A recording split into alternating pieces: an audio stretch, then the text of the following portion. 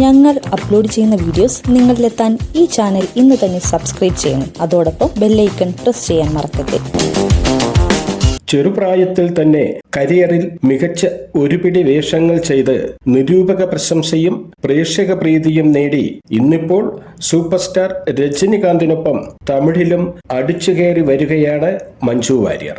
ദേശീയ സംസ്ഥാന അവാർഡുകളും ഫിലിംഫെയർ അവാർഡുകളും വാരിക്കൂട്ടിയ താരത്തിന്റെ 46ാം പിറന്നാൾ കഴിഞ്ഞതേയുള്ളൂ.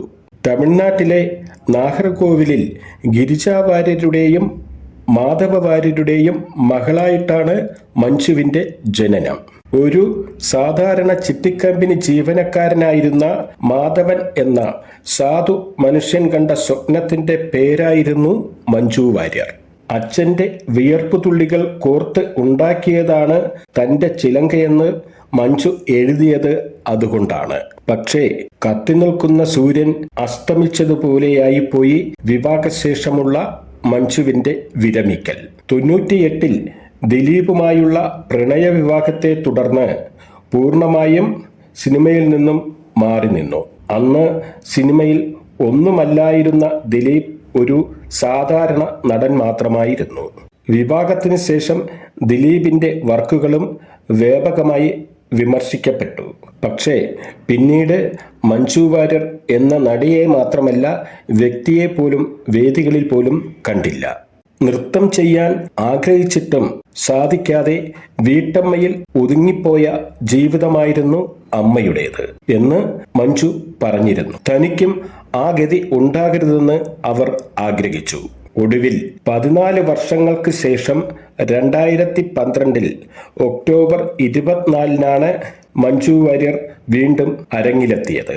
ഗുരുവായൂർ ക്ഷേത്രസന്നിധിയിലെ മേപ്പത്തൂർ ആഡിറ്റോറിയത്തിലാണ് നൃത്തം ചെയ്തത്. അന്ന് ദിലീപ് ചടങ്ങിന് എത്തിയിരുന്നില്ല. ദിലീപിന് എല്ലാ ഐശ്വര്യങ്ങളും വന്നത് മഞ്ജുവുമായുള്ള വിവാഹത്തിന് ശേഷമാണ്.